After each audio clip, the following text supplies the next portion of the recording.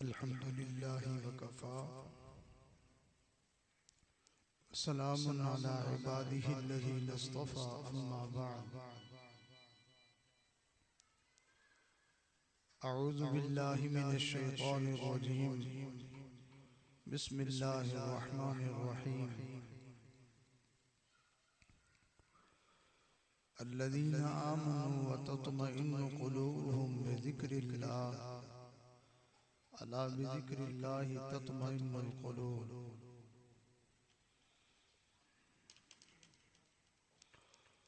वक़ाल अल्लाहु तआला फ़ी मक़ामिन आख़र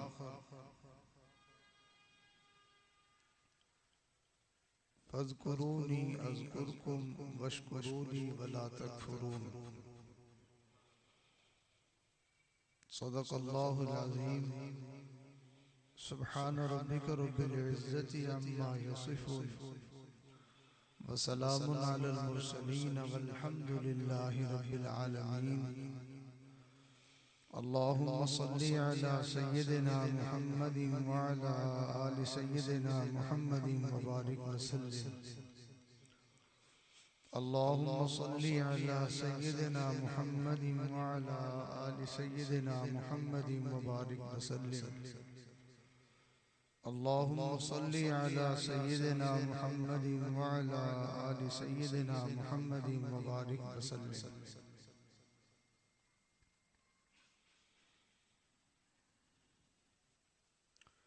अल्लाह रब्बुल इज़्ज़त ने इंसान को मुख्तलिफ आज़ा का मजमुआ बनाया है और वो आज़ा इंसान के लिए राहत का और आसानी का सबब बनते हैं। अल्लाह ताला ने हर उज़्व के साथ किसी न किसी नफ़े को जोड़ दिया है। मसलन कान का काम सुनना है तो इंसान बहुत सारी चीजें सुनने के जरिए से नफा हासिल करता है। अगर इंसान को सुनाई न दे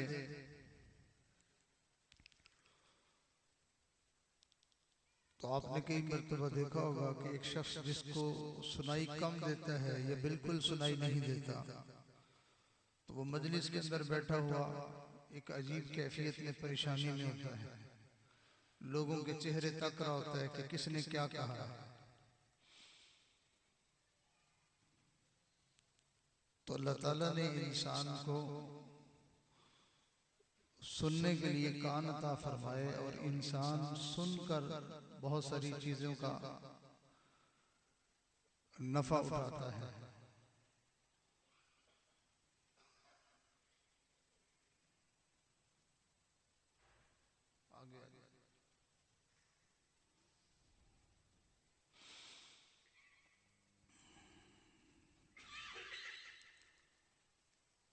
कुरान मजीद इंसान सुनता है तो अजर कमाता है। जितना पढ़ने वाले को अजर मिलता है उतना ही सुनने वाले को भी अजर मिलता है। दीन की बात सुनता है इंसान और उसको अमल में लेके आता है।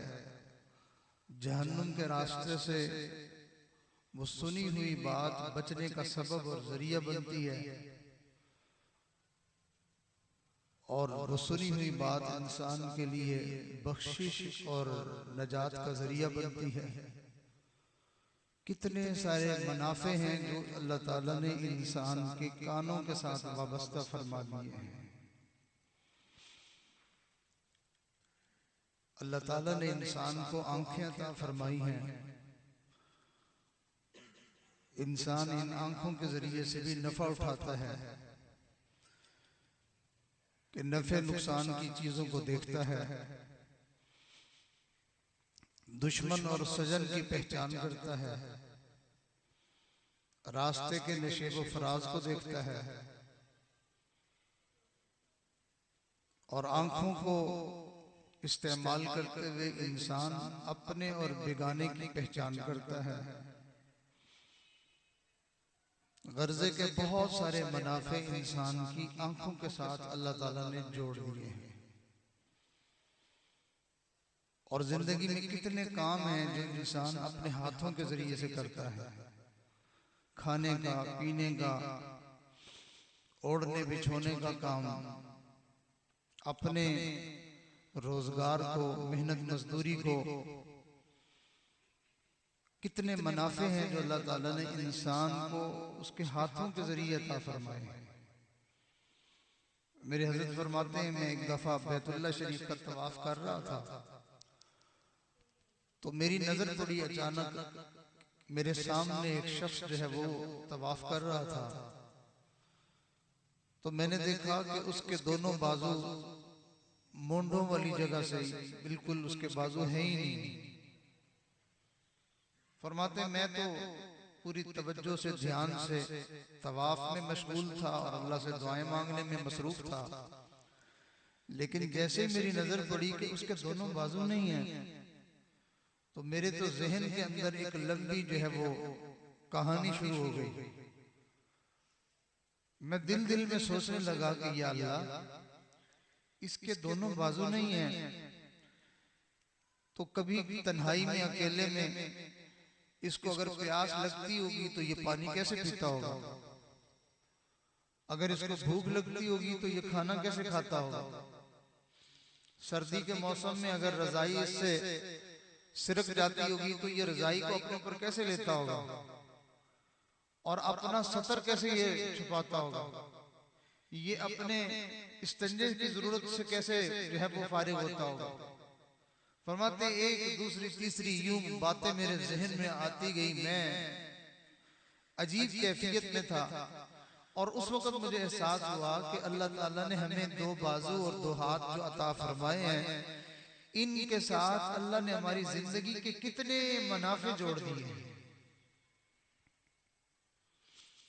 फरमाते हैं जब उसने तवाफ मुकम्मल किया तो मैं उसके करीब हुआ तो मैंने उससे पूछा कि भाई आपके दोनों बाजू नहीं हैं तो आप जिंदगी कैसे गुजारते हैं। तो उसने बरजस्ता जवाब दिया, बगैर सोचे समझे उसकी जुबान पे आया, कुल लन युसीबना इल्ला मा कतबल्लाहु लना हुवा मौलाना व अलल्लाहि फलयतवक्कलिल मुमिनून।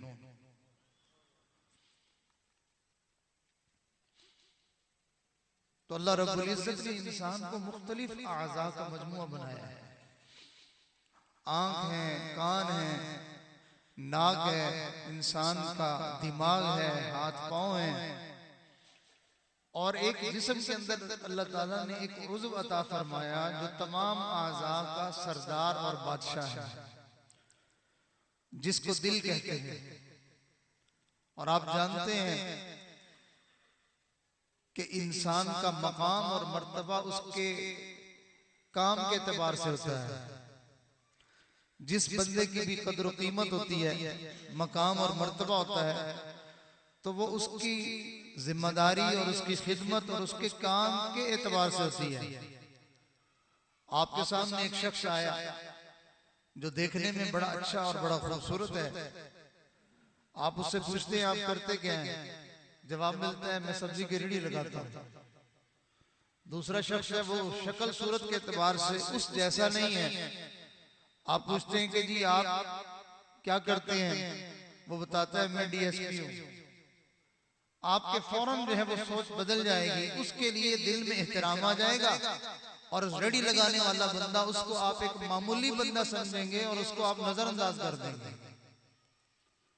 एक आदमी गली मोहल्ले में झाड़ू देता है, नालियां साफ करता है, उसकी भी आंखें दो ही होती हैं, उसके भी आज़ाब वही होते हैं जो आम इंसानों के हैं।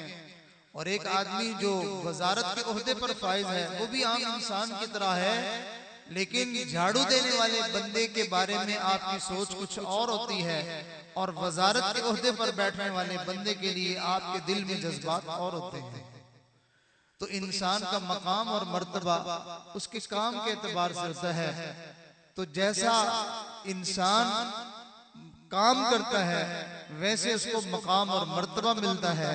तो अल्लाह रब्बुल इज्जत ने जितने भी आज़ा इंसान को अता फरमाए हैं ये सारे के सारे उसकी खिदमत गुजार हैं, लेकिन इन तमाम आज़ा का अल्लाह ताला ने एक रईस बनाया है एक सरदार बनाया है, बादशाह बनाया है, जिसको दिल कहते हैं, जिसको दिल कहते हैं। इंसान से अगर बीनाई ले ली जाए तो उसकी जिंदगी कितनी दुश्वार हो जाती है। इंसान से अगर समात ले ली जाए तो उसकी जिंदगी कितनी मुश्किल हो जाती है। अगर किसी के हाथ पांव काट दिए जाएं तो उसके जिंदगी का गुजारना कितना मुश्किल हो जाता है। ये रियाया की खिदमतों से अगर इंसान महरूम हो जाए तो जिंदगी इतनी मुश्किल हो जाती है।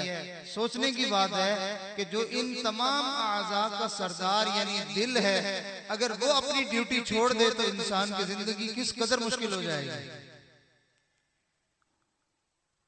तो दिल का काम क्या है?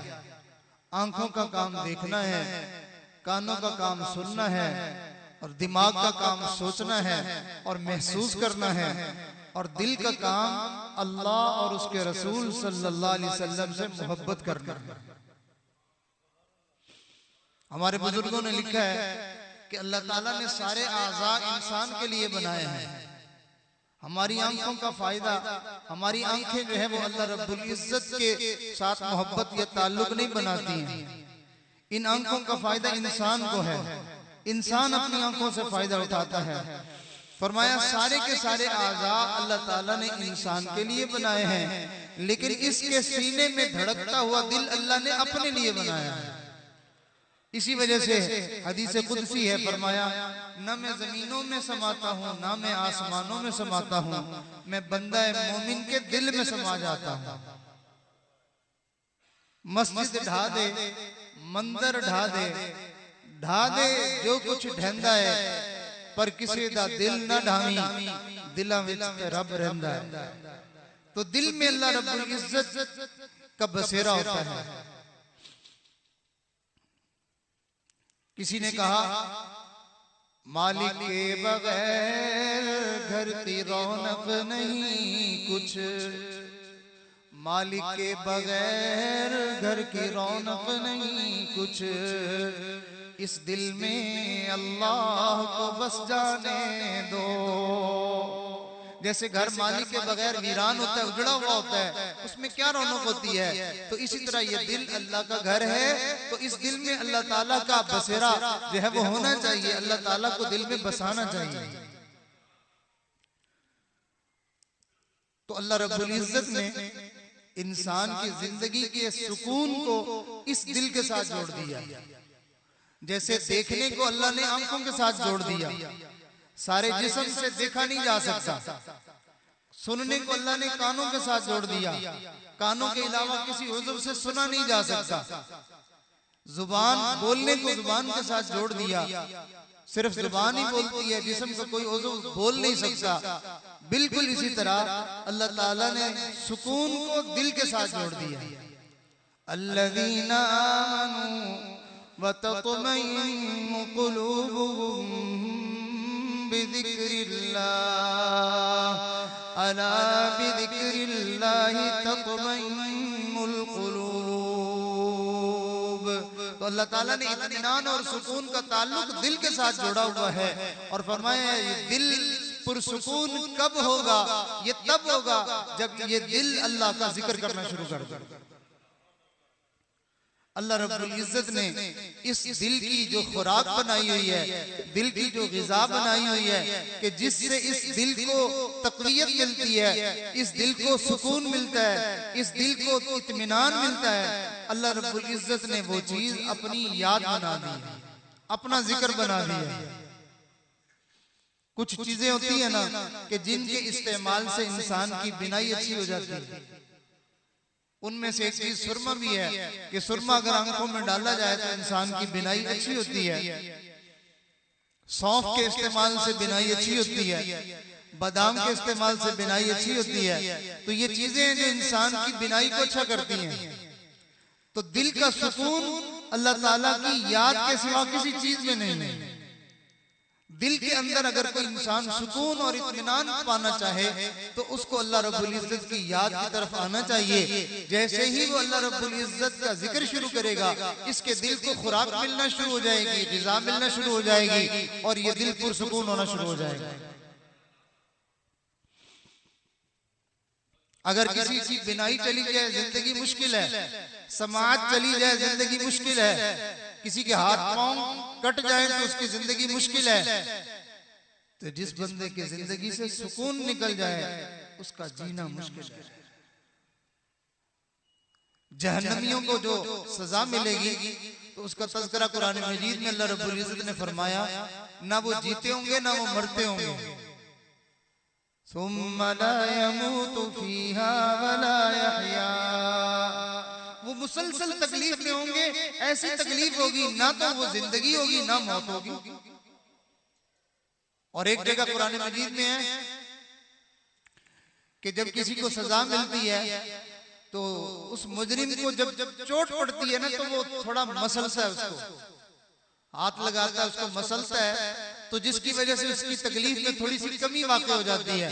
तो अल्लाह ताला वो कुरान मजीद की उस आयत में तज़किरा करते हुए इरशाद फरमाते हैं, हम उनको इतना सा भी आराम नहीं लेने देंगे कि जितना मसलने से सुकून आ जाता है। क्या माना? जहन्नमी मुसलसल बेसुकूनी में होंगे। तो अल्लाह रब्बुल इज्जत दुनिया में जिस बंदे से सुकून छीन लेते हैं, इससे बड़ी सजा और कोई नहीं होती।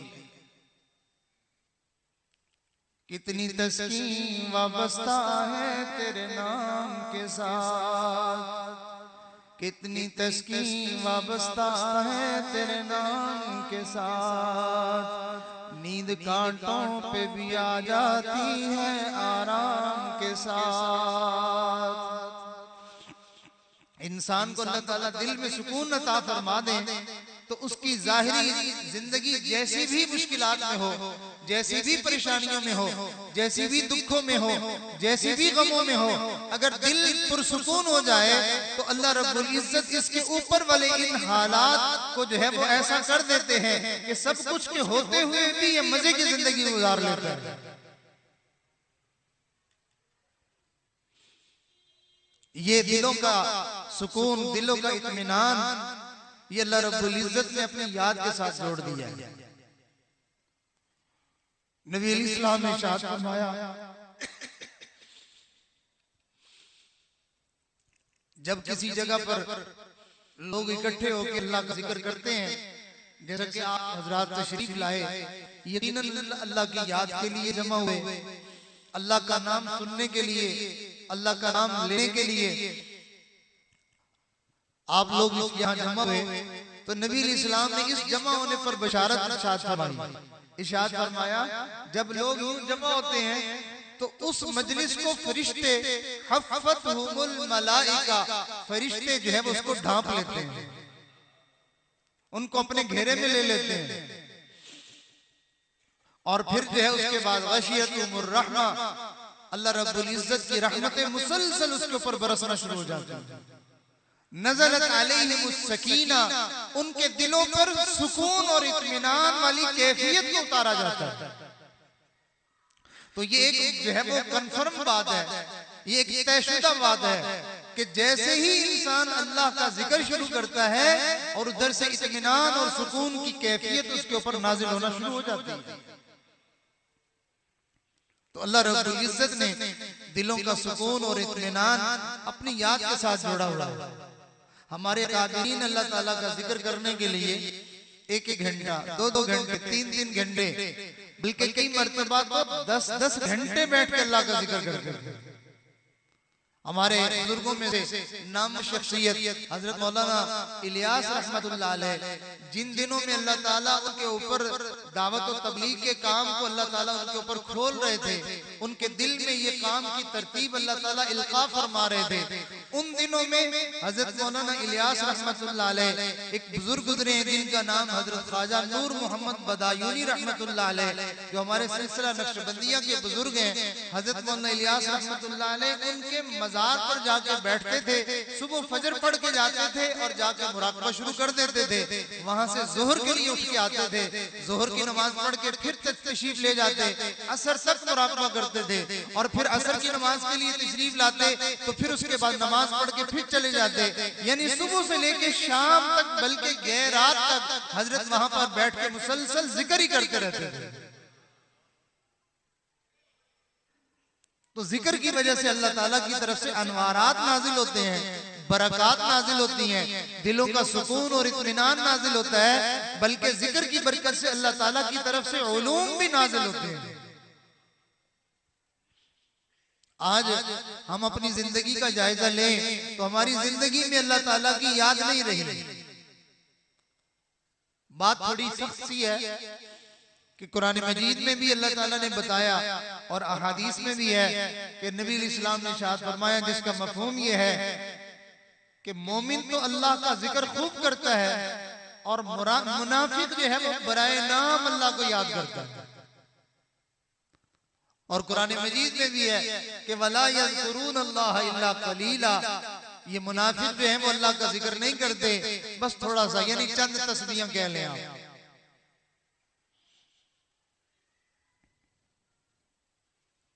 तो हमारे बुजुर्गों ने अल्लाह का जिक्र एक एक दिन में 50-50 हजार दफा अल्लाह का नाम लेते थे, एक एक लाख दफा अल्लाह का नाम लेते थे। आज अगर हम अल्लाह के जिक्र के वक्त को जो है वो शुमार करें तो शायद मुश्किल से चंद मिनट बनेंगे, वरना बाकी सारा वक्त हमारा अल्लाह ताला की याद से गफलत में ही गुजरता है। एक बुजुर्ग के बारे में आता है कि उनके बारे में जो है वो दरख्त के ऊपर बैठे हुए परिंदे बात कर रहे थे। तो उन बुजुर्गों को अल्लाह रब्बुल इज्जत ने ये कमाल अता फरमाया था कि उनको कई मर्तबा अल्लाह ताला जानवरों की और परिंदों की बोलियां भी उनको सुझा देते थे।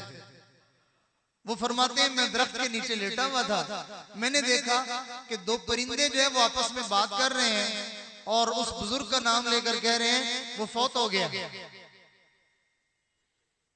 कहते मैं बड़ा परेशान हुआ कि वो बुजुर्ग फौत हो गए। मैं सफर करके उनके पास मिलने के लिए कि उनके जनाजे में शरीक हो जाऊं या उनके पास पहुंच जाऊं, मैं ये खबर जान लूं। तो कहते मैं सफर करके जब वहां पहुंचा तो मैंने देखा हजरत तो बिल्कुल सही सालिम में ठीक है। कहते मुझे बड़ा ताज्जुब हुआ कि ये क्या माजरा है। तो वो कहने लगे कि मैंने हजरत से मुलाकात की, मुसाफा किया, तो मैंने हजरत से पूछा कि हजरत इस तरह मैं दरख्त के नीचे लेटा हुआ था और परिंदे बात कर रहे थे कि वो फौत हो गया। फरमाने लगे, हाँ तुमने परिंदों की बात सही सुनी। असल में हुआ ये कि मैं अल्लाह ताला से एक लम्हे के लिए जो गाफिल हुआ तो अल्लाह रब्बुल इज्जत की सारी मखलूक ये कह उठी कि वो फलाना जो है वो तो मर गया। हमारे बुजुर्ग फरमाया करते थे, जो लम्हा अल्लाह ताला की याद से गफलत में गुजर जाए वो ऐसा ही है जैसा कि वो हालत कुफर में गुजर गया। तो मोमिन की शान ये है कि वो अल्लाह ताला का जिक्र करता है और अल्लाह ताला उसके जिक्र की वजह से उसको सुकून दिल अता फरमा देते हैं, दिलों का चैन और इत्मीनान अल्लाह ताला नसीब फरमा देते हैं। आज हम चूंकि जिक्र से गाफिल हैं तो इस वजह से हमारी जिंदगी बेचैनी में गुजर रही है, हमारी जिंदगी कुड़ने में गुजर रही है। कुरान मजीद में अल्लाह रब्बुल इज्जत ने इरशाद फरमाया, या अय्युहल्लज़ीना आमनू ज़्कुरुल्लाह ज़िक्रन कसीरा वसब्बिहूहु बुक्रतन व असीला। ईमान वालों तुम अल्लाह का जिक्र कसरत के साथ करो, सुबह शाम करो। मुफस्सिरीन ने लिखा सुबह शाम यानी अलग दवाम, हर वक्त अल्लाह का जिक्र करो। चुनाचे आप दीन इस्लाम के जितने भी इबादत वाले रास्ते बताए गए दीन इस्लाम ने, उन पे अगर आप गौर करें तो हर इबादत के लिए कोई ना कोई शर्त है। नमाज के लिए 7 शर्तें हैं, जगह का पाक होना, कपड़ों का पाक होना, जिस्म का पाक होना और नमाज का वक्त होना। ये मुख्तलिफ चीजें जो बयान की गई हैं, इनमें से अगर कोई एक शर्त भी नहीं पाई जाएगी तो नमाज नहीं होगी। ज़कात के लिए भी शर्त है, रोजे के लिए भी शर्त है, हज के लिए भी शर्त है। तो तमाम अहकामात पे आप गौर करते चले जाएं, हर चीज पे आपको नजर आएगा कि उस इबादत के लिए कोई ना कोई शर्त है। तिलावत कुरान के लिए भी शर्त है, लेकिन एक चीज है जिसके लिए अल्लाह ताला ने ना कोई कैद लगाई, ना कोई शर्त लगाई, ना कोई पाबंदी लगाई, उसका नाम अल्लाह की याद है। आप चौक में हो, आप चौराहे में हो, आप गली में हो, मोहल्ले में हो, बाजार में हो, हत्ता के आप जो है वो बैतुल खला में भी है, तो आप दिल दिल में अल्लाह को याद कर सकते हैं। आप पाक हैं, आप नापाक हैं, हर हाल में आप अल्लाह को याद कर सकते हैं। इस वजह से इरशाद फरमाया अल्लज़ीना यज़्कुरूनल्लाह, अल्लज़ीना यज़्कुरूनल्लाह क़ियामन व क़ुऊदन व अला जुनूबिहिम व यतफ़क्करून फ़ी ख़ल्क़िस समावाति वल अर्ज़ रब्बना मा ख़लक़्त हाज़ा बातिला सुब्हानक फ़क़िना अज़ाबन नार। अल्लज़ीना यज़्कुरून अल्लाह क़ियामन, जो खड़े हुए, जो बैठे हुए, लेटे हुए, हर हाल में अल्लाह को याद करते हैं। तो ये मोमिन की शान है कि वो हर वक्त अल्लाह ताला को याद करता रहता है। तो जिसका नतीजा ये निकलता है कि मोमिन हर वक्त पुरसुकून होता है। ये टेंशन और ये परेशानी जो है, ये हमारे आज के दौर का ये जो है वो पैदावार है। हमारे बड़ों को ये टेंशन नहीं होती थी, वो हर वक्त पुरसुकून होते थे। वजह क्या थी? वजह ये थी कि वो हर वक्त अल्लाह की याद में होते थे, हर वक्त अल्लाह ताला को याद करने में मशगूल होते थे, और हर वक्त अल्लाह ताला उनके दिलों के ऊपर सुकून और इत्मीनान की कैफियत को नाजिल फरमाते रहते थे।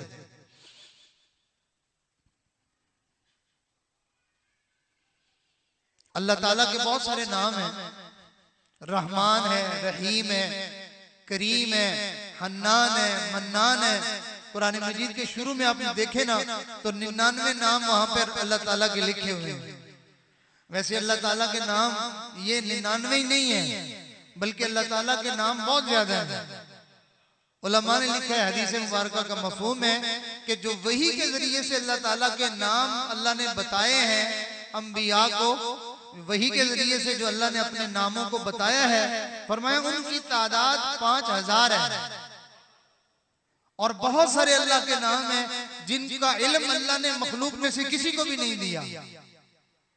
जैसे एक सहाबी के बारे में आता है कि वो दुआ मांग रहे थे, दुआ मांगते हुए उन्होंने यूं दुआ की, अल्लाह वो आपको आपके उन नामों का वास्ता जिसका इल्म आपने अपने बंदों को अता फरमाया, अल्लाह आपको आपके उन नामों का वास्ता जिनका इल्म आपने बंदों में से किसी को भी अता नहीं फरमाया। तो नबी इस्लाम ने ये बात सुनी तो अल्लाह के हबीब सल्लल्लाहु अलैहि वसल्लम ने उसकी तायीद फरमाई और आपने फरमाया तुमने बहुत अच्छे तरीके से ये बात कही है। वाकई अल्लाह रब्बुल इज्जत के बहुत सारे ऐसे नाम हैं जिनका इल्म अल्लाह ने इंसानों में से किसी को भी नहीं दिया। तो बहरहाल उलमा ने लिखा है कि अल्लाह के हर नाम के अंदर एक खास किस्म की तासीर है। मसलन कोई आदमी जो है वो रिज़्क के मामले में परेशान है तो उलमा उसको कहते हैं कि तुम जो है ये वजीफा पढ़ा करो, या रज़्ज़ाक या रज़्ज़ाक या रज़्ज़ाक, ये वजीफा पढ़ा करो। या जो है वो तुम अल्लाह रब्बुल इज्जत की तरफ से अपनी जिंदगी के अंदर आसानी और नरमी चाहते हो तो तुम पढ़ा करो या लतीफ या लतीफ या वदूद। तो ये अल्लाह ताला के नाम है। तो अल्लाह की हर नाम के अंदर एक बरकत है, तासीर है, जिससे इंसान को फायदा पहुंचता है। और फिर अल्लाह ताला के नामों को जुबान से अदा किया जाता है।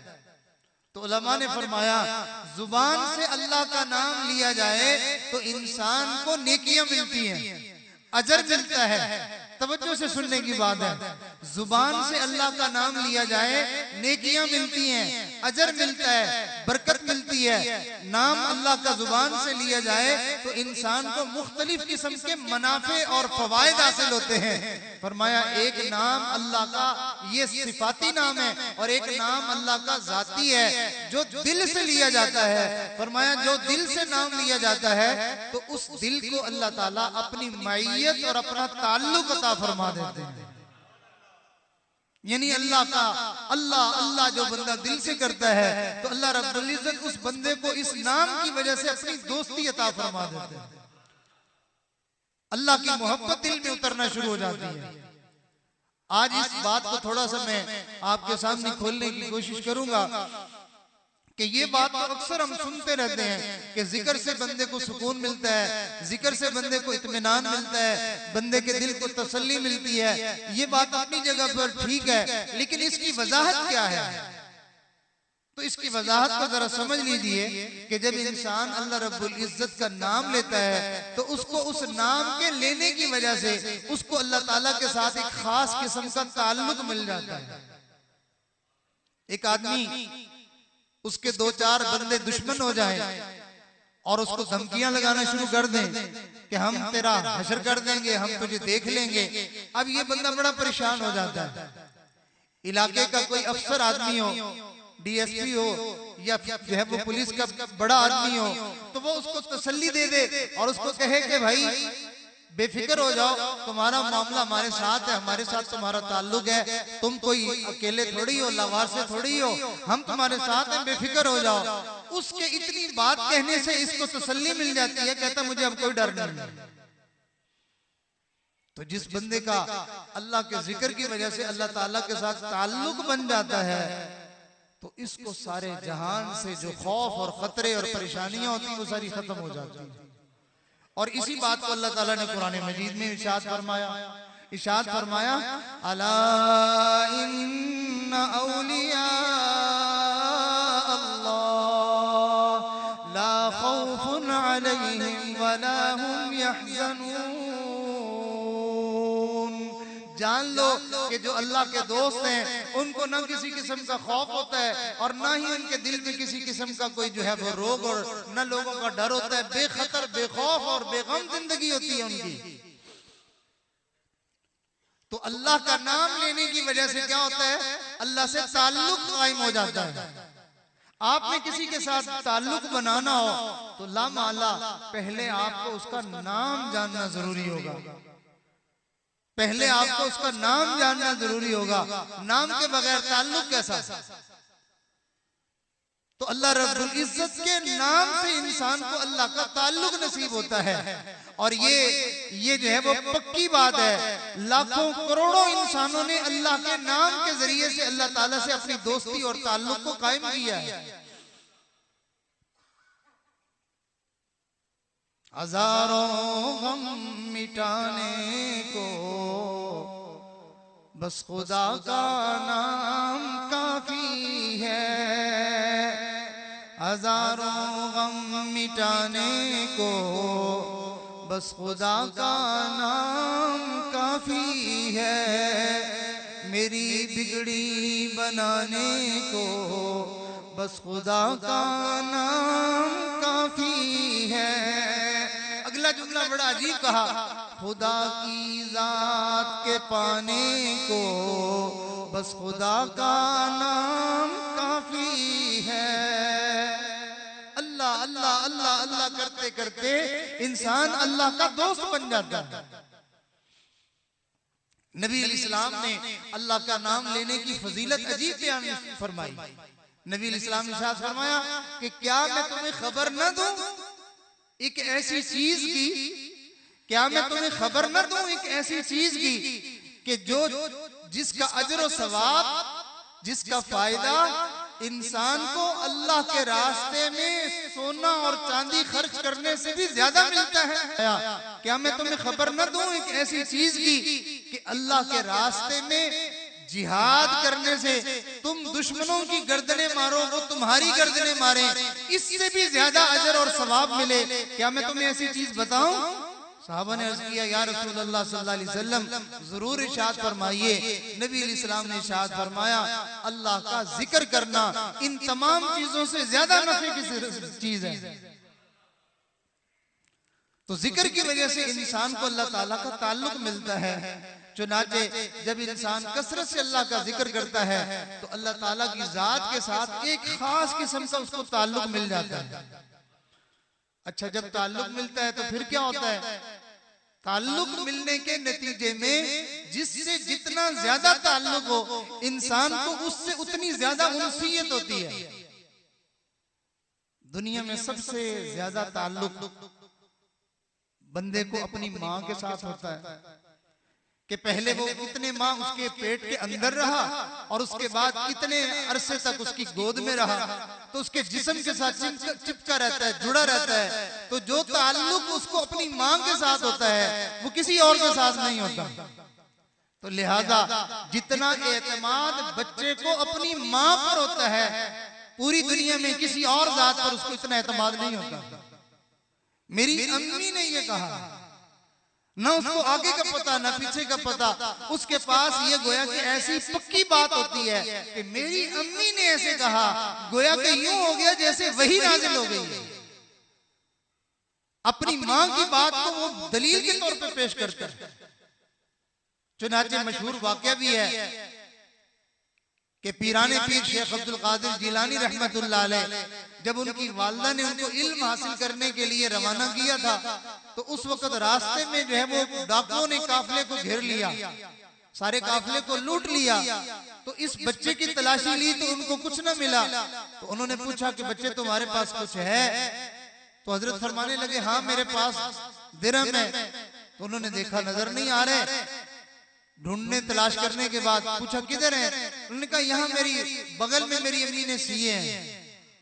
खैर उससे पूछा गया कि बच्चे तुमने अपने माल को छुपाने की बजाय बता दिया, क्यों ऐसा किया? तो हजरत ने फरमाया, मेरी वालिदा ने मुझे कहा था बेटा कभी झूठ ना बोलना। तो चूंकि मेरी वालिदा ने मुझे कहा था कि झूठ ना बोलना, तो इस वजह से फिर मैंने सच बोला कि मैं मेरी बगल में मेरे जो है वो पैसे को सिया हुआ है, तो लिहाजा मैं अपनी अम्मी की बात को मानूंगा। तो डाकुओं ने जब उनकी इस बात को सुना, तो उस जमाने के गुनाहगार भी जो है वो कम से कम अक्लमंद तो होते थे। तो डाकुओं का सरदार सोच में पड़ गया, कहने लगा ये छोटा सा बच्चा अपनी माँ के कहने पर झूठ नहीं बोलता, और मुझे क्या हो गया, मैं इतना बड़ा हूँ, अपने अल्लाह के कहने पर जो है वो मैं नेकी की तरफ नहीं आता और गुनाह नहीं छोड़ता। उस डाकू ने हजरत की सच्चाई की वजह से तौबा कर ली। और वैसे भी बचपन में माएं जो अपने बच्चों को सबक पढ़ाती हैं, बात बतलाती हैं, बंदा सारी जिंदगी उन बातों पे पक्का रहता है। हम जिसको पूरी जिंदगी अपना अब्बू जी कहते हैं, जिसको हम सारी जिंदगी अपना अब्बू जी कहते हैं, वो अब्बू जी होना हमें किसने बताया? माँ ने बताया है। तो माँ ने कहा ये तेरा बाप है, तो हमने पूरी जिंदगी उसको अपना बाप तस्लीम किया। तो मालूम हुआ कि जिसके साथ इंसान का ताल्लुक ज्यादा होता है उसकी बात पे एतमाद ज्यादा होता है। आप नहीं देखते कि बच्चे को कोई चीज पकड़ाए तो बच्चा उसको हाथ में लेके पहले देखता है, पहले उसको जांच पड़ताल करता है क्या चीज है। लेकिन अगर उसकी माँ हाथ में कोई चीज लेके उस बच्चे को दिखाए बगैर मुंह में डालने की कोशिश करती है, तो बच्चा हाथ खोल के उसकी जांच पड़ताल नहीं करता, उसकी देखभाल नहीं करता, बल्कि माँ का हाथ अपने मुंह की तरफ बढ़ता हुआ देख के आंखें बंद करके मुंह खोल लेता है कि मेरी माँ मेरे मुंह में कोई मीठी चीज, कोई फायदे की चीज डालेगी, मेरे मुंह में कोई बिच्छू और सांप नहीं डालेगी। कि उसको अपनी माँ पे बेयकीनी नहीं होती, अपनी माँ पर पूरा एतमाद होता है। माँ उसके साथ जो मामला करे, वो उसको जगा दे तो वो खुश है, वो उसको सुला दे तो खुश है, वो उसको भूखा रखे तो खुश है, अगर उसको कुछ जो है वो कड़वी चीज पिला दे तो खुश है। जो बर्ताव माँ उसके साथ करती जाती है, बच्चा उस पे खुश और मुतमईन होता है। क्यों? इसलिए कि इसको माँ से सबसे ज्यादा ताल्लुक है। उस ताल्लुक की वजह से जो एतमाद इसको अपनी माँ पर है वो किसी और पर नहीं है। लोगों को अपना दुश्मन बना लेता है। क्या हुआ? मेरी अम्मी ने कहा ये बंदा ठीक नहीं है, मेरी अम्मी ने कहा ये चीज ठीक नहीं है, मेरी अम्मी ने कहा ये चीज तुमने नहीं खानी है। तो माँ के ऊपर एतमाद की वजह से वो अपनी माँ की हर बात को लेता है। लिहाजा यही वजह होती है कि बच्चा अपने माँ से ताल्लुक ज्यादा होने की वजह से उससे कोई चीज छिन जाए तो वो किधर जाता है? बच्चे से आप चीज छीने फिर वो कहां जाएगा? मोहल्ले वालों को बात सुनाने जाएगा, वो पुलिस वालों को थाने में फोन करेगा, वो किसी जो है वो अफसर के पास जाएगा, कहीं नहीं जाएगा, सीधा मां के पास जाएगा। और अगर उसको कोई चीज आप दे दें तो वो चीज लेके सीधा मां के पास भागता हुआ जाएगा। उसको खुशी पहुंचे तो वो मां के पास जाएगा, उसको गम आए तो मां के पास जाएगा, उसको चोट आए तो वो मां के पास जाएगा। हर मामले में वो अपनी मां की तरफ रुजू क्यों करता है? इसलिए कि सबसे ज्यादा ताल्लुक उसको मां के साथ होता है। तो जब बंदा अल्लाह का जिक्र करता है, जिक्र की वजह से उसका ताल्लुक अल्लाह से जुड़ जाता है। कैसे जुड़ता है? अल्लाह ताला फरमाते अना जलीस मन ज़करनी, जो मेरा जिक्र करता है वो मेरे पास बैठने वाला है, वो मेरा हमनशीन है। तो जब बंदा कसरत से अल्लाह के पास बैठता है तो अल्लाह के साथ उसका ताल्लुक जुड़ जाता है। तो जब बंदे का ताल्लुक अल्लाह से जुड़ जाता है तो अल्लाह ताला की जात पर एतमाद आ जाता है। जब बंदे को अल्लाह की जात पे एतमाद आ जाता है तो फिर नतीजा क्या निकलता है? खुशी भी तो अल्लाह की तरफ से, गमी भी तो अल्लाह की तरफ से, सेहत भी अल्लाह की तरफ से, बीमारी भी अल्लाह की तरफ से, किसी चीज का आना भी अल्लाह की तरफ से और किसी चीज का चले जाना भी अल्लाह की तरफ से। सारे उमूर और सारे मामलात तो अल्लाह की तरफ से हैं। तो जब वो देखता है ये मामला भी मेरे अल्लाह की तरफ से, ये मामला भी मेरे अल्लाह की तरफ से, तो फिर परेशानी किस बात की? फिर परेशानी खत्म हो जाती है, फिर इंसान मुतमईन हो जाता है, फिर पुरसुकून हो जाता है। तो लिहाजा इंसान जब अल्लाह का जिक्र करता है तो फिर उसको अल्लाह का ताल्लुक नसीब होता है। जब अल्लाह से ताल्लुक नसीब होता है तो तब उसको अल्लाह ताला की जात पर एतमाद और भरोसा नसीब होता है। और जब तक कोई बंदा किसी पर भरोसा न करे उस वक्त तक उसकी जिंदगी में सुकून नहीं आ सकता। आपके पास कस्टमर आया, आपको उसके ऊपर भरोसा है, एतमाद है कि पहले इसने कभी पैसे देने में टाल मटोल नहीं की, कभी इसने मेरे साथ धोखा नहीं किया, ये वक्त पे पैसे दे जाता है। आप हजारों रुपए की चीज बल्कि लाखों की चीज उसके हवाले करके परेशान नहीं होते। एतमाद है उस पर कि पहले इसने कभी ऐसा नहीं किया, अब भी नहीं करेगा। और अगर आपसे चंद 100 रुपए की कोई चीज बंदा लेके जाए और अजनबी नावाकिफ बंदा था, आप परेशान हो जाएंगे, यार वो तो नया सा बंदा था, पता नहीं क्या करेगा, पैसे देगा या नहीं देगा। आप चंद 100 पे परेशान हो गए और चंद लाख पे आप मुतमईन रहे। फर्क किस चीज में है? फर्क एतमाद में है। वमन यतवक्कल अलल्लाह वमन यतवक्कल अलल्लाह फहुवा हस्बुह। जो शख्स अल्लाह के ऊपर भरोसा करे, एतमाद करे, अल्लाह फरमाते हैं फिर वो अल्लाह उसके लिए काफी हो जाता है। तो चूंकि हम अल्लाह ताला के ऊपर भरोसा नहीं करते, एतमाद नहीं करते, हमें असबाब पर, चीजों पर, लोगों पर और लोगों के झूठे वादों पर इत्मीनान होता है, इसलिए फिर हम जिंदगी में परेशान रहते हैं। एक वाकया याद आया कि एक बुजुर्ग थे जो जंगल में किसी जगह पर मौजूद थे, तो वहां नमाज का वक्त हो गया। उन्होंने देखा कि एक मस्जिद है, तो वहां जाके नमाज अदा करता हूं। मस्जिद के करीब पहुंचे तो देखा कुआं है, पानी बहुत नीचे है,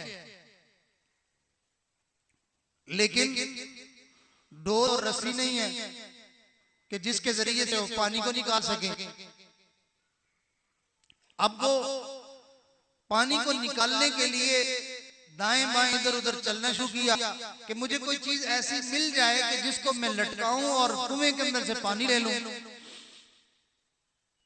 चुनाचे वो देखते ही देखते कि जंगल में से एक हिरन आया और वो कुएं के करीब हुआ। तो उस हिरन ने भी देखा कि पानी कुएं का बहुत नीचे है। अब वो बुजुर्ग जो है वो चीज ढूंढ रहे थे, लेकिन जानवर पर कुएं के किनारे पे खड़ा देखकर उधर मुतवज्जे हो गए कि ये जानवर अब कैसे पानी लेगा, क्या करेगा ये। थोड़ी देर उन्होंने देखा कि उस हिरन ने एक नजर नीचे कुएं में देखा और दूसरी नजर उसने आसमान की तरफ यूं की, और थोड़ी ही देर में, एक लम्हे में पानी ऊपर आया और उस हिरन ने पीना शुरू कर दिया। अब जानवर पर पानी पीते हुए देख रहे थे, दूर से आए कि अच्छा पानी ऊपर आ गया तो मैं भी जाके वजू कर लेता हूं। लेकिन जब ये वहां पहुंचे, वो हिरन तो पानी पी के चला गया, जाके देखा तो पानी फिर नीचे है। तो ये दिल ही दिल में कहने लगी, अल्लाह मैं तो आपका बंदा हूं, अशरफुल मखलूकात हूं, और आपका हुक्म नमाज अदा करने के लिए मैं यहाँ आया हूँ। अल्लाह आपने मेरे लिए तो पानी ऊपर नहीं किया, आपने हिरन के लिए पानी ऊपर कर दिया जो जानवर है। अल्लाह ताला की तरफ से दिल में जवाब आया, बंदे उसने मुझ पर भरोसा किया, तूने डोल और रस्सी पर भरोसा किया, जो मुझ पर एतमाद करे मैं उसके काम आसान कर दिया करता हूँ। तो इंसान को अल्लाह ताला के साथ एतमाद, उसके साथ जब ताल्लुक बनेगा तो एतमाद होगा, और अल्लाह के साथ ताल्लुक अल्लाह के जिक्र के बगैर नहीं बनता है। इस वजह से हमारे अकादरीन अपनी जिंदगी में खूब खूब जिक्र किया करते थे, इतना अल्लाह का जिक्र करते थे कि उनको अल्लाह के नाम के साथ एक खास किस्म की उनसीयत हो जाती थी। आज हम अगर अपना जायजा लें, अपने गिरेबान में झांकें, तो हमें जिक्र से उनसीयत नहीं बल्कि जिक्र से वहशत होती है। चुनाचे आप तजर्बा करके देख लें कि एक तस्बीह पढ़े, दो तस्बीह पढ़े, आपकी तबीयत उचाट हो जाएगी, आपकी तबीयत में बोझ आना शुरू हो जाएगा। आप चौक में, चौराहों में यारों दोस्तों के पास खड़े हो तो घंटा 2 घंटे गुजरने का पता नहीं चलेगा, लेकिन जिक्र वाली मजलिस में आप आके बैठे तो कभी इधर देखेंगे, कभी उधर देखेंगे, कभी ये साइड और कभी वो साइड, कि कब जान छूटेगी। यानी तबीयत मानूस नहीं हो रही है। तो इस तबीयत का जिक्र के साथ मानूस होना ये जरूरी है। हमारे हजरत एक दफा वाकया सुनाने लगे, फरमाने लगे कि चंद दोस्त थे तो वो मिलने के लिए एक बुजुर्ग के पास गए। अब हजरत ने जो है वो उनसे मुलाकात की। मुलाकात करने के बाद इरशाद फरमाया कि आओ भाई थोड़ी देर बैठ के अल्लाह का जिक्र कर ले। कहते हमने हजरत के साथ मिल के बैठ के जिक्र शुरू कर दिया। अब 15 मिनट गुजर गए, आधा घंटा गुजर गया, 1 घंटा गुजर गया, दूसरा घंटा गुजर गया, कहते 3 घंटे गुजर गए। अब हम परेशान कि हमने जाना था, काम था। तो 3 घंटे गुजरने के बाद हमारी साइडों के बदलने के और तबीयत के बोझल होने को हजरत ने महसूस फरमा लिया। हजरत ने जिक्र से अपने सर को उठाया और फरमाने लगे, मियाँ मिलने के लिए आते हो तो जिक्र करने के लिए कुछ वक्त तो लेके आया करो, जिक्र करने के लिए कुछ टाइम तो लेके आया करो। तुम्हें इतनी जल्दी हो गई कि 3 घंटों के बाद तुम जो है वो तबीयत बोझल हो गई और जाना चाहते हो। जी हाँ, जिन लोगों को अल्लाह का जिक्र करने की लज्जत मिलती है फिर उनको घंटों के गुजरने का पता नहीं चलता है। हमारे एक पीर भाई हैं, अल्लाह को प्यारे हो गए, उनके घर से मुझे ये खबर मिली कि 2 साल हमने देखा पूरा दिन वो सुबह से शाम तक अपने काम में, जिम्मेदारी में, ड्यूटी में मसरूफ रहते थे और रात ईशा के बाद आके थके मांदे बिस्तर पर लेट के सोते नहीं थे, बल्कि बावजू होकर बिस्तर पर बैठ जाते थे और बैठ के अल्लाह का जिक्र करना शुरू करते। सारी रात उनकी इसी तरह गुजर जाती थी और उसी तरह जो है वो बिस्तर से उठ के जाके फजर की नमाज पढ़ते थे। 2 साल हमने उनको इसी तरह देखा, लिहाजा फिर अल्लाह ने उनको इनाम क्या अता फरमाया, और तो बड़े बड़े इनाम अल्लाह ने उनको अता फरमाए। उनका हादसा हुआ तो उसी वक्त हादसे के अंदर जो है वो हादसा होते ही उनकी रूह परवाज कर गई, मगर अस्पताल में ले गए। अस्पताल वालों ने उनको देखा, अपने पास रखा, डॉक्टरों ने उनके जो है वो दिमाग के टेस्ट किए तो पता चला कि दिमाग का ताल्लुक जिस्म से कट चुका है। उसी वक्त उनकी डेथ हो चुकी थी, लेकिन दिल को चेक करते थे तो दिल के अंदर से आवाज भी आ रही है और दिल धड़क भी रहा है।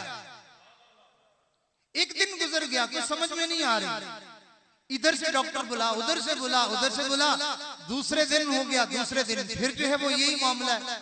हत्ता के हजरत फरमाने लगे कि 3 दिन उन्होंने अस्पताल में रख के जितने टेस्ट सारे कर लिए, सारे डॉक्टर बड़े बड़े वो सर जोड़ के बैठे हुए परेशान के जिंदगी का ये पहला वाकया हमारे साथ कि जिस्म नरम भी है और जिस्म गर्म भी है और नब्ज रुकी हुई है और दिमाग का ताल्लुक जिस्म से कटा हुआ है, लेकिन सीने में दिल है कि वो धड़कती रहे, आवाज भी आ रही है उसकी, ये क्या माजरा है? हजरत फरमाने लगे, मैंने उनसे कहा कि ये मामला तुम्हारी समझ में आने वाला नहीं है, ये दिल अल्लाह के नाम से जिंदा हो चुका है, अब इस दिल को मौत नहीं आने वाली, लिहाजा तुम हमारा ये बंदा हमारे हवाले कर दो। हमने उसी धड़कते दिल के साथ उसको अल्लाह के हवाले कर दिया। तो जो बंदा अल्लाह का जिक्र करता है, अल्लाह ताला फिर उसको हकीकी जिंदगी नसीब फरमाते हैं, अल्लाह ताला सही उसको खुशी वाली और बरकत वाली जिंदगी अता फरमाते हैं। किसी ने क्या खूब शेर कहा, जो यादे खुदा से दिल को बहलाया नहीं करते, जो यादे खुदा से दिल को बहलाया नहीं करते, हकीकत में वो लुत्फ़े जिंदगी पाया नहीं करते। असल जीने का मजा तो इंसान को तब आना शुरू होता है जब उसका ताल्लुक अल्लाह से जुड़ जाता है। चुनाचे सहाबा इकराम रिज़वानुल्लाहि ताला अलैहिम अजमाइन जिक्र किया करते थे और खूब करते थे, और नबी इस्लाम ने ये बात इरशाद फरमाई कि जिक्र करने वाले की मिसाल जिंदा की मानद है और न करने वाले की मिसाल मुर्दा की मानद है। अब सहाबा इकराम जाकिरीन की जमात थी, लिहाजा एक मर्तबा किसी ने एक सहाबी से पूछ लिया, हजरत आप लोग जो है एक बंदा होता है और सामने से दुश्मन के जो है वो 100 बंदा और कई मर्तबा एक के मुकाबले में 1000 बंदा होता है, तो क्या आप लोगों को डर नहीं आता कि इतने बड़े बड़े मजमे के साथ जो है वो आप एक एक बंदा जो है वो मुकाबले के लिए तैयार हो जाता है, तो आपको डर नहीं आता, खौफ नहीं आता? जैसे कि एक गज़वे में जो है वो सहाबा इकराम की तादाद जो है वो 8000 थी और सामने दुश्मनों की तादाद 60000 थी। 8000 के मुकाबले में 60000 है। तो उन सहाबी ने अजीब जवाब दिया, इरशाद फरमाया, तुम मुझे ये बताओ कि अगर एक मैदान में मुर्दे ही मुर्दे पड़े हुए हों और तुम्हारे हाथ में तलवार दे दी जाए कि तुम जाओ इन सारे जो भरा हुआ मैदान है इनके साथ मुकाबला करो, तो तुम्हें क्या उन मुर्दों से डर आएगा? उसने कहा, नहीं हजरत, वो तो मरे हुए मुर्दे हैं, मुझे उनसे क्या डर आएगा? फरमाया, ये काफिर भी मुर्दा हैं, इसलिए कि अल्लाह ताला को याद नहीं करते, तो ये मुर्दा हैं, और हम ईमान वाले अल्लाह का जिक्र करने वाले हम जिंदा हैं, लिहाजा हमें भी उन मुर्दों के साथ लड़ते हुए डर नहीं आता। तो अगर इस एतबार से हम देखें तो हम जीते जी भी मरे हुए हैं, हम अल्लाह ताला को याद नहीं करते। हदीस मुबारका में आता है कि कोई पत्ता दरख्त से नहीं गिरता उस वक्त तक जब तक के वो अल्लाह ताला का जिक्र नहीं छोड़ देता। कोई परिंदा शिकार नहीं होता, शिकारी के हाथ में नहीं आता उस वक्त तक जब तक के वो परिंदा अल्लाह का जिक्र करना छोड़ नहीं देता है। परिंदा जिक्र छोड़ देता है तो शिकारी के हाथ में आ जाता है। तो इसी तरह बंदा अल्लाह का जिक्र छोड़ देता है तो बंदा मुसीबत के हाथ में आ जाता है। तो मैंने ये बात अर्ज की कि जिक्र करने से इंसान को दिल का सुकून और इत्मीनान नसीब होता है। तो हमें चाहिए ना कि हम अपनी जिंदगी को पुरसुकून बनाने के लिए अल्लाह के जिक्र के लिए वक्त निकाला करें। आज हम देखें, एक वक्त था कि हमारे अकाबिरीन घरों में तशरीफ ले जाते थे, अपने काम धंधे से फारिग होके शाम के वक्त में आमतौर पर घर के लोग इकट्ठे होते हैं, मर्द भी, औरतें भी, बच्चे भी, बड़े भी, तो वो इकट्ठे होके फिर बैठ के अल्लाह का नाम लेते थे, अल्लाह की कुरान की तिलावत करते थे, जिक्र करते थे, दुरूद शरीफ पढ़ते थे। आज हमारे यहाँ या तो हम बैठ के गीबतें करते हैं या दूसरों के जो है वो किस्से कहानियां बयान करते हैं, और या फिर टीवी खोल के बैठ जाते हैं। और आज तो उससे बड़ी मुसीबत है कि अगर घर के 5 लोग बैठे हुए तो सब अपने अपने मोबाइल में मसरूफ होते हैं। अल्लाह का जिक्र करने वाला रिवाज हमारी जिंदगी से खत्म हो गया। तो मैंने अर्ज किया कि अल्लाह के जिक्र से इंसान को अल्लाह का ताल्लुक नसीब होता है, और अल्लाह के ताल्लुक की वजह से इंसान को अल्लाह के ऊपर भरोसा और एतमाद नसीब होता है। हारून रशीद के पास एक बच्चे को लाया गया और कहा गया, बादशाह सलाम, ये बच्चा बड़ा ज़हीन है, बड़ा समझदार है, बादशाह सलामत उस वक्त दरिया के किनारे पर टहल रहे थे, तो जैसे ही उस बच्चे को पेश किया गया तो बादशाह सलामत जो है वो उस बच्चे को उसके हाथों को पकड़ा और पकड़कर उसको दरिया में यूं लटकाया। लेकिन बादशाह सलामत बड़े हैरान हुए कि बच्चा बजाय चीखने के चिल्लाने के उल्टा जो है वो बादशाह के चेहरे की तरफ देख के मुस्कुरा रहा है। बादशाह को ताज्जुब हुआ और बच्चे से पूछा कि बेटा तुम्हें मैंने दरिया में लटकाया है, डर के चीखने की बजाय तुम मुस्कुरा रहे हो। तो वो बच्चा कहने लगा, बादशाह सलामत डर किस बात का, अगर मैंने आपकी उंगलियां पकड़ के फिर दरिया में मैं लटकता तो डर की बात थी, इसलिए कि मैं कमजोर हूं, मैंने आपका हाथ पकड़ा हुआ, किसी वक्त भी छूट गया तो मैं गिर जाऊंगा। लेकिन मामला यहाँ ऐसे तो नहीं है, बल्कि आपने मेरा हाथ पकड़ा हुआ है, आपने मेरा हाथ पकड़ा हुआ है, अब मुझे डर किस बात का, आप तो बड़े हैं, आप मुझे दरिया में कहां गिरने देंगे। तो उस बच्चे को बादशाह के ऊपर एतमाद के नतीजे में परेशानी नहीं हुई। बादशाह सलामत उसके इस जवाब को सुनकर बड़े खुश हुए। तो अगर बच्चा बादशाह पे एतमाद करे तो वो खुश होकर दरिया में लटक जाता है, तो अगर बंदा अल्लाह पर एतमाद करे तो वो इंसान इस दुनिया में खुशी खुशी जिंदगी गुजार लेता है। मेरा अल्लाह मेरे साथ है, अंत मौलाना, आप तो हमारे मौला हैं, आप तो हमारे आका हैं, आप तो हमारे परवरदिगार हैं। तो अल्लाह रब्बुल इज्जत ईमान वालों के मौला हैं, काफिरों का तो कोई मौला ही नहीं है। काफिर किस पे भरोसा करे। तो लिहाजा हमें अल्लाह ताला की जात पर भरोसा तब नसीब होगा जब हमें अल्लाह की याद नसीब होगी। ये एक नुक्ता। दूसरा नुक्ता ये है कि जिक्र करने वाले बंदे को अल्लाह रब्बुल इज्जत के साथ ताल्लुक नसीब होता है।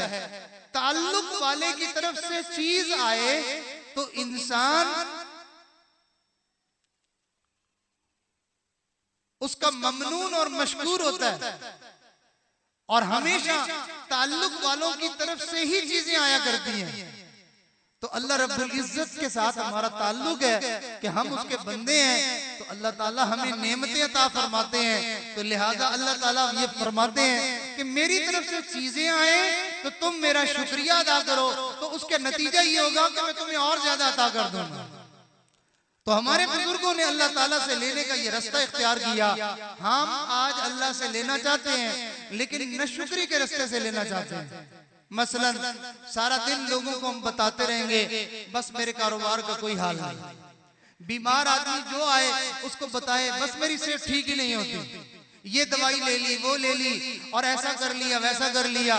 तो गोया कि हम बीमार हो जाएं तो अपनी बीमारी के रोने रोते रहते हैं, अगर परेशान हो जाएं तो परेशानी के हम रोने रोते रहते हैं। हम हर वक्त नशुक्री की बातें कर करके, क्या ख्याल है जिन लोगों को हम बता रहे हैं कि हमारा कारोबार ज्यादा अच्छा नहीं है, वो शाम को सारे इकट्ठे होके हमारे घर में कुछ जो है वो पैसे जमा करवा जाएंगे कि ये बेचारा परेशान है, इसको दे दो। नहीं, हमारे कारोबार के अच्छा ना होने का जिस चीज को पता चलेगा उनमें से ज्यादा वो होंगे जो इस बात को सुन के खुश होने वाले कि हाँ ठीक है। एक जगह बड़ा अजीब मकूला लिखा हुआ था कि तुम अपने रिश्तेदारों को अगर खुश करना चाहो, कि तुम अगर अपने रिश्तेदारों को खुश देखना चाहो तो तुम खुद मगमूम रहना शुरू कर दो। तुम्हें परेशान देखेंगे, मगमूम देखेंगे, रिश्तेदार खुश होना शुरू हो जाएंगे। और कहा कि अपने दुश्मन को इससे बड़ी सजा और कोई नहीं दी जा सकती, अपने दुश्मन से इससे बड़ा इंतकाम और कोई नहीं हो सकता कि आप खुशी भरी जिंदगी गुजारें। आप किसी को महसूस ही ना होने दें कि मेरे घर में आज फाका है, मेरे कारोबार में तंगी है, मुझे कोई परेशानी है, मुझे कोई मसला है। आप ये महसूस ही ना होने दें तो उस आपका दुश्मन आपकी इस खुशी को देख के उसके लिए इतनी सजाई काफी है।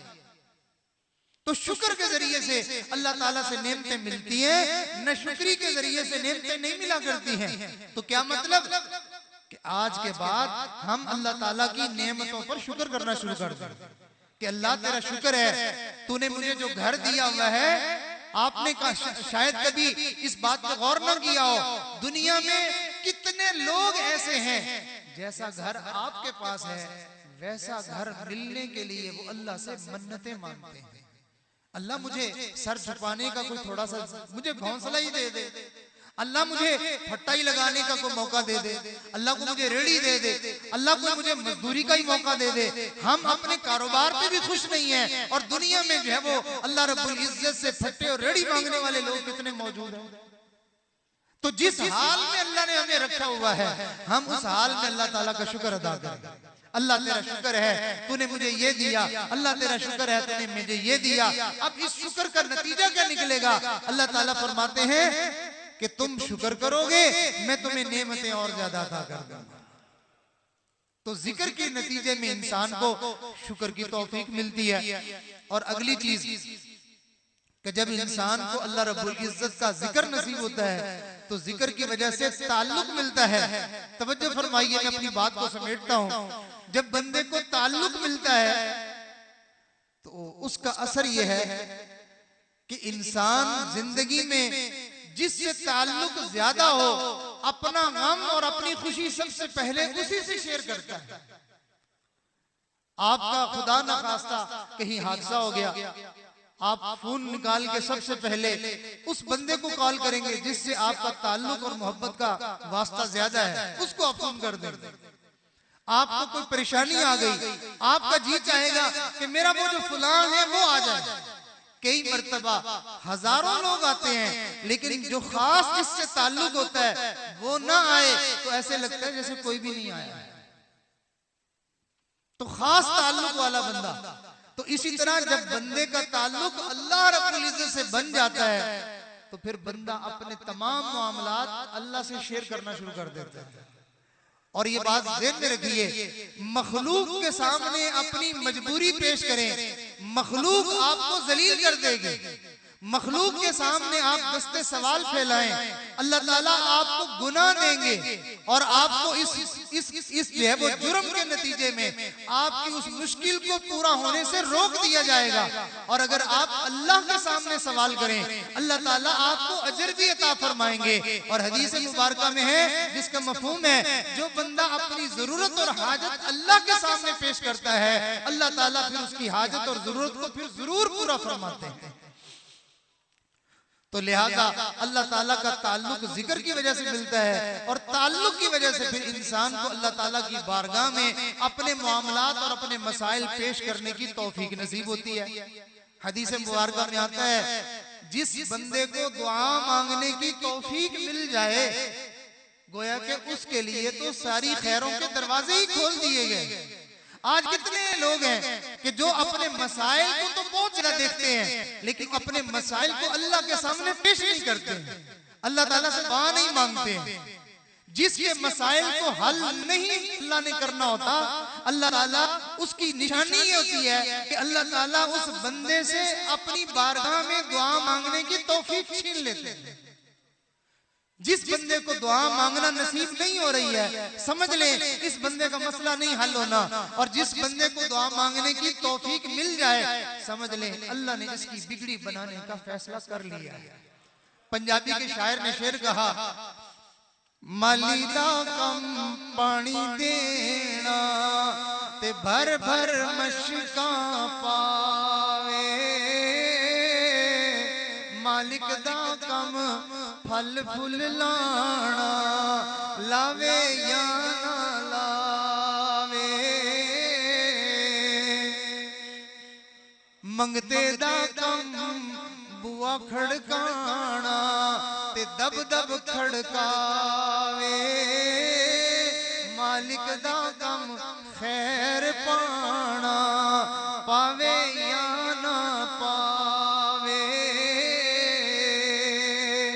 आपने कभी तजर्बा नहीं किया कि आप दुकान पे बैठे हुए होते हैं और भिखारी आ जाता है, आप अपने दोस्तों से बात कर रहे होते हैं और आपका इरादा उसको खैरात देने का नहीं होता, आप अपने मुलाजिम को उसको आते हुए देखकर आप अपने मुलाजिम से कहते हैं यार इसको रुखसत करो यार, क्या मतलब कि मेरे पास मेहमान बैठे हुए, अगर ये मेरे पास आ गया और इसने सवाल किया तो फिर इसको इनकार करते हुए मुझे शर्म आएगी, मुझे हया आएगी कि मेरा दोस्त क्या समझेगा कि मैं इतना बखील हूं कि मांगने वाले को 1 रुपया मैं देने को तैयार नहीं हूं।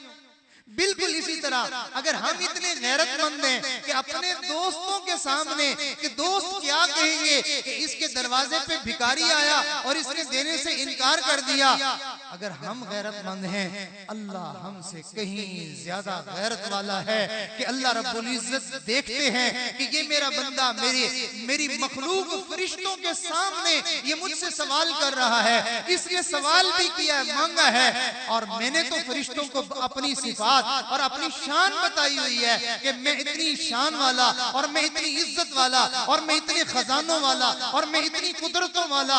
तो ये फरिश्ते ये मेरी सखावत को रुका हुआ देखेंगे, अल्लाह रब्बुल इज्जत इस बात को गवारा नहीं करते। लिहाजा जिसे अल्लाह ने देना नहीं होता उसे आने की और मांगने की तौफीक ही नहीं देता, और जिसे आने देते हैं, मांगने देते हैं, हाथ उठाने देते हैं, फिर अल्लाह ताला उनको खाली नहीं मोड़ा करते। हदीस मुबारक का मफहूम है, मांगने वाला बंदा अल्लाह के दरबार से कभी खाली नहीं जाता, मांगने वाला बंदा अल्लाह के दरबार से कभी खाली नहीं जाता। मैं एक हदीस मुबारक पढ़ रहा था, बड़ी देर तक मैं उससे महसूस होता रहा। नबी इस्लाम ने इरशाद फरमाया, कई मर्तबा शैतान बंदे को मायूस कर देता है ना।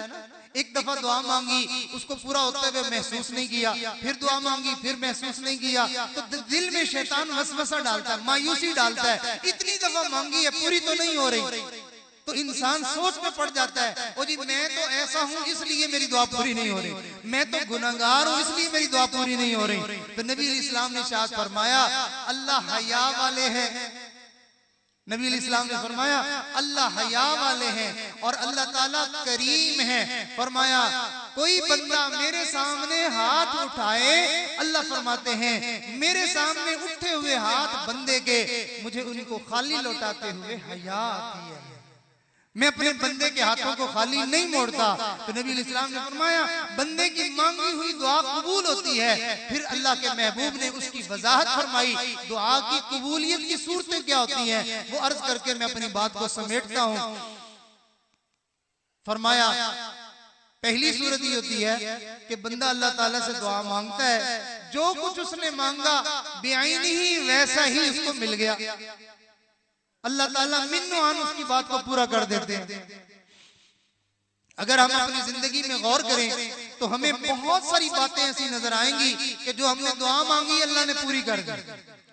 दूसरी, नबी इस्लाम ने इरशाद फरमाया कि वो बंदा दुआ मांगता है लेकिन अल्लाह ताला जो कुछ उसने मांगा होता है वो नहीं देते, बल्कि अल्लाह उसके बदले में दूसरी चीज दे देते हैं। मिसाल के तौर पर आपने देखा होगा, आम तौर पर अमीर तबका वो ज्यादा बीमार होता है और गरीब लोग जो हैं वो कम बीमार होते हैं। गरीब ने मांगा अल्लाह से रिज़्क़ की फरावानी, अल्लाह से वुसअत मांगी, लेकिन अल्लाह ने उसको रिज़्क़ तो वसी न किया, अल्लाह ने उसको सेहत अता फरमा दी। तो अल्लाह ताला एक चीज मांगी जाती है, अल्लाह उसके बदले कोई दूसरी चीज अता फरमा देते हैं। या उसने अल्लाह ताला से अब अल्लाह का कुर्ब मांगा था, अल्लाह का ताल्लुक मांगा था, अल्लाह की मोहब्बत मांगी थी, तो अल्लाह रब्बुल इज्जत ने उसकी दुआ को कबूल कर लिया। किस सूरत में? इस सूरत में कि उसका हादसा हुआ और उसके जिस्म पे कोई नुकसान हो गया, हड्डी टूट गई या उसको बीमारी आ गई। अब ये परेशान है, मैंने अल्लाह ताला से बरकत मांगी, रहमत मांगी, मेरे साथ ये मामला क्या बन गया। हदीस मुबारक में आता है बंदा अल्लाह से बड़ा दर्जा मांगता है और वो उसके आमाल उस दर्जे के मिलने के काबिल नहीं होते, अल्लाह ताला बंदे की दुआ को कबूल फरमा लेते हैं। लिहाजा फिर उसके ऊपर कोई मुसीबत आती है, कोई परेशानी आती है, कोई बीमारी आती है, कोई दुख और गम आता है, अल्लाह ताला उस दुख और गम का अजर उसको अता फरमा के वो बंदे को वो मांगा हुआ दर्जा अता फरमा देते हैं। मेरा अल्लाह अपने बंदों से प्यार करने वाला और मेहरबानी करने वाला और करम करने वाला है। और फरमाया तीसरी दुआ की कबूलियत की सूरत यह है कि अल्लाह रब्बुल इज्जत बंदे की मांगी हुई दुआओं को जखीरा फरमा लेते हैं। क़यामत का दिन होगा, ऐलान होगा, वो लोग कहाँ हैं जिनके अल्लाह रब्बुल इज्जत के ऊपर जिनका हक है, अल्लाह रब्बुल इज्जत के ऊपर जिनका हक है, वो लोग कहाँ हैं? फरमाया एक जमात खड़ी हो जाएगी और उनको बुलाया जाएगा और उनको अजर दिया जाएगा, इतना अजर दिया जाएगा, इतना अजर दिया जाएगा कि वो तमन्ना करने लगेंगे, काश के दुनिया में हमारी कोई भी दुआ कबूल ना हुई होती, सारी दुआओं का अजर और बदला आज हमें मिल जाता। तो अल्लाह रब्बुल इज्जत से मांगना इंसान के लिए हमेशा नफे का सबब बनता है। तो जिक्र के जरिए से इंसान को अल्लाह का ताल्लुक मिलता है, ताल्लुक के नतीजे में अल्लाह का एतमाद और भरोसा मिलता है, और जिक्र के नतीजे में शुक्र की तौफीक मिलती है, और जिक्र के नतीजे में ताल्लुक मिलता है, और बंदा अपने सारे मामलात अल्लाह ताला के सामने शेयर करना शुरू कर देता है, उससे मांगना शुरू कर देता है, उसके छोटे मसले भी और बड़े मसले भी सारे हल होना शुरू हो जाते हैं। आज हमारे मसाइल के हल न होने की एक बड़ी वजह यह है कि हम अल्लाह ताला से मांगते नहीं हैं। हम मांगते हैं आधे मिनट की दुआ, हम मांगते हैं 1 मिनट की दुआ, हम मांगते हैं 2 मिनट की दुआ। मैं एक बुजुर्ग की बात को सुन रहा था, बयान सुन रहा था, वो पूछ रहे थे अपने मुरीद से, फरमाया कभी जिंदगी में तुम्हारा कोई मसला ऐसा है जो तुमने दुआ मांगी और पूरा ना हुआ हो? उसने कहा हजरत बहुत सारे मसले। फरमाया दुआ कितनी देर मांगी थी? मुझे ये बताओ कि तुमने इशा के बाद अल्लाह ताला से जो है वो दुआ मांगनी शुरू की हो और मांगते मांगते सारी रात गुजर गई हो, कभी ऐसा हुआ है? कहने लगे ऐसा तो नहीं। जबकि हमारे बुजुर्ग अल्लाह ताला से एक दुआ मांगते मांगते घंटों गुजार देते थे, पूरी पूरी रात गुजार देते थे और आंसू बहाते थे, रोते थे, बिलखते थे, अल्लाह ताला से मांगते थे जैसे मांगने का तरीका होता है। और आज हम दुआ कैसे मांगते हैं? अव्वल तो मांगते 1-2 मिनट की हैं, और फिर मांगने का हमारा अंदाज ऐसे होता है जैसे जो है वो फैक्ट्री का मालिक फैक्ट्री में जाए तो वो जाके एक काम जिम्मे लगाए, ओए तू झाड़ू लगा दे, ओए तू पानी लगा दे, और तू ये कर दे और तू वो कर दे। और हम भी अल्लाह से दुआ मांगते हैं, कहते हैं या अल्लाह मेरे बच्चे का रिश्ता फलां जगह कर दे, और ये काम ऐसे कर दे, और मेरा कारोबार ऐसा कर दे। यूं लगता है जैसे अल्लाह के जिम्मे ड्यूटी लगा रहे हैं, और अगर पूरा हो गया तो ठीक है, ना हुआ तो फिर हम अल्लाह ताला से नाराज हो जाते हैं। नहीं, हमें अल्लाह ताला से दुआ मांगने का तरीका अपने बुजुर्गों से सीखना चाहिए। तो लिहाजा जिक्र दिल के सुकून का सबब बनता है, जिक्र अल्लाह पर भरोसे का सबब बनता है, जिक्र बंदे को शुक्र की तौफीक मिलने का जरिया बनता है, जिक्र अल्लाह से लौ लगाने का जरिया बनता है, और जिक्र इंसान को रहमतें और बरकतें मिलने का जरिया बनता है। और नबी इस्लाम ने फरमाया कोई चीज अल्लाह के जिक्र से बढ़कर नहीं है जो इंसान को अजाब कब्र से बचाने वाली हो, कि इंसान को कब्र के अजाब से और कब्र की वहशत से और कब्र के खौफ से वो चीज बचा सके। अल्लाह का जिक्र है जो दुनिया में भी बंदे के लिए उनसीयत का सामान बनता है और कब्र में भी इंसान के लिए उनसीयत का सामान बनता है। तो आइए हम दिल में आहद करते हैं, इरादा करते हैं कि अपनी जिंदगी में अल्लाह के जिक्र को हम शामिल करें, अपनी जिंदगी के मामूलात में अल्लाह का जिक्र दाखिल कर लें। कितना करें भाई? आप इब्तिदा में थोड़े से शुरू कर लें, 5 मिनट से शुरू कर लें, फिर 10 मिनट कर दें, फिर आहिस्ता आहिस्ता बढ़ा दें। जैसे जैसे आपका जिक्र बढ़ता जाएगा आपके दिल का सुकून बढ़ता जाएगा, आपकी जिंदगी के अंदर खुशियां बढ़ती जाएंगी, बरकतें बढ़ती जाएंगी और अल्लाह का ताल्लुक बढ़ता जाएगा। करते करते एक वक्त आएगा कि आप अल्लाह के दोस्तों में शामिल कर लिए जाएंगे। अल्लाह रब्बुल से दुआ है कि अल्लाह ताला हम सबका आना, मिल बैठना, कहना सुनना अपनी बारगाह में कबूल फरमाए। व आखिर दावाना अनिल हम्दुलिल्लाहि रब्बिल आलमीन। सब दोस्त अल्लाह ताला की बारगाह में तौबा ताइब होने की नीयत फरमा लें, आइंदा सच्ची और सुची जिंदगी गुजारने का दिल में नीयत और इरादा फरमा लें। और जो हजरात पहले से सिलसिले में वाबस्ता है वो अपने बैत को ताज़ा फरमा लें, और जो आज अल्लाह वालों के सिलसिले में शामिल होकर अल्लाह की मोहब्बत, अल्लाह का ताल्लुक और जिक्र सीखने की नीयत से सिलसिले में शामिल होना चाहते हैं तो वो हजरात बैत की भी नीयत फरमा लें। जहां जहां आवाज पहुंच रही है ये इन कलिमात को तौबा की नीयत से या बैत की नीयत से पढ़ा जाएगा, वहीं बैठे हुए इंशाअल्लाह ये सआदत नसीब हो जाएगी। खुतबा सुनिए। अल्हम्दुलिल्लाहि व कफा व सलामुन अला इबादिहिल्लज़ीना इस्तफ़ा, अम्मा बाद।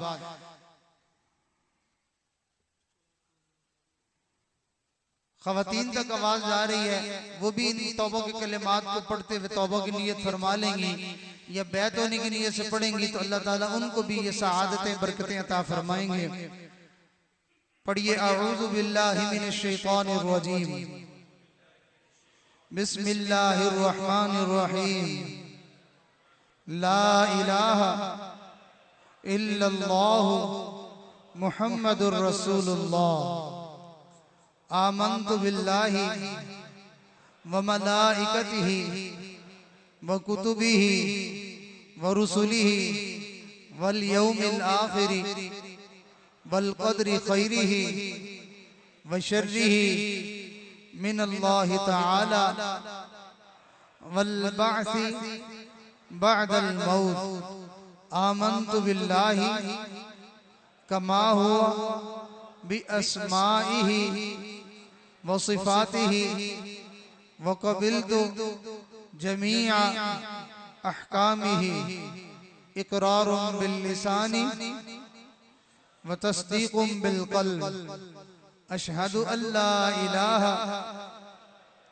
इल्लल्लाहु व अशहदु अन्न मुहम्मदन अब्दुहु व रसूलुहु, अस्तग़फिरुल्लाह रब्बी मिन कुल्लि ज़ंबिन व अतूबु इलैहि, अस्तग़फिरुल्लाह रब्बी मिन कुल्लि ज़ंबिन व अतूबु इलैहि, अस्तग़फिरुल्लाह रब्बी मिन कुल्लि ज़ंबिन व अतूबु इलैहि बिरहमतिका या अरहमर राहिमीन।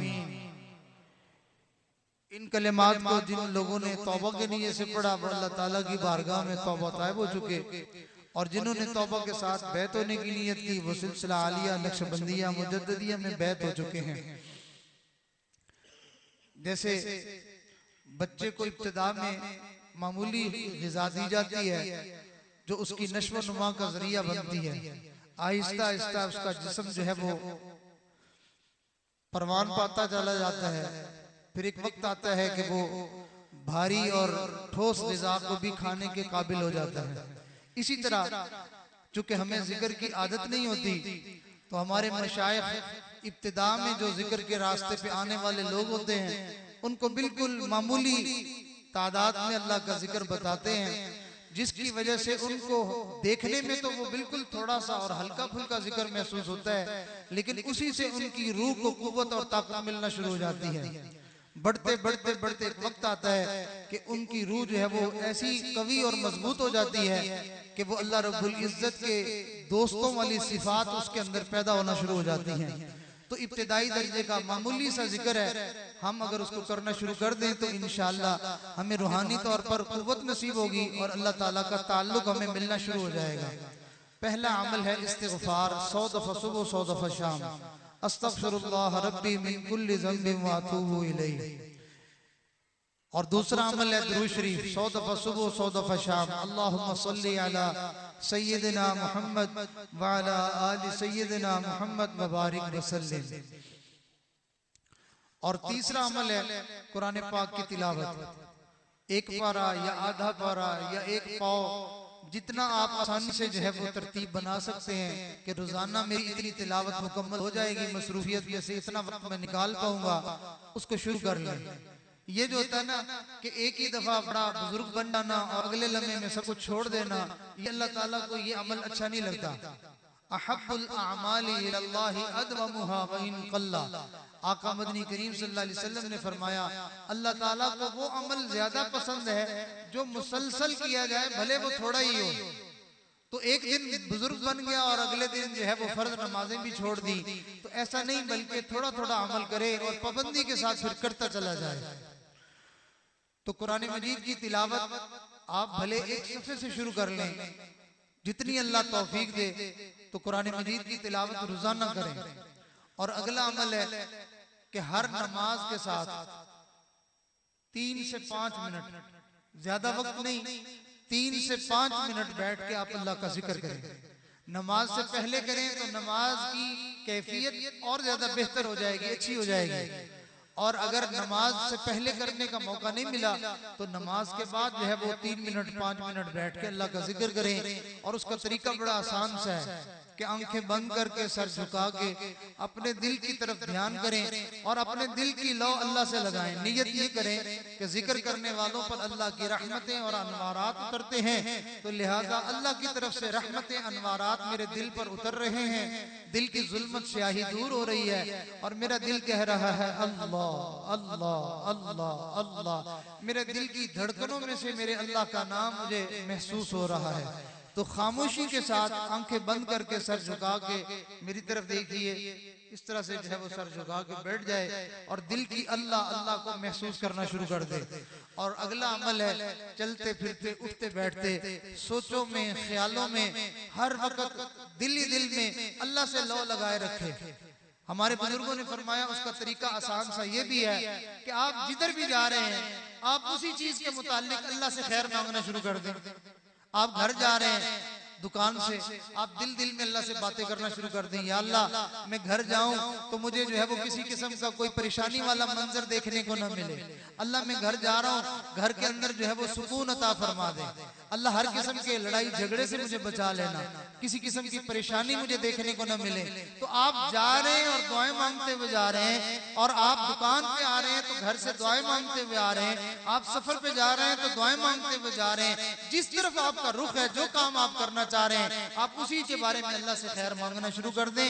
ये आदत बना लें तो उन मामलात में भी खैर हो जाएगी और आपको अल्लाह का ताल्लुक भी नसीब हो जाएगा।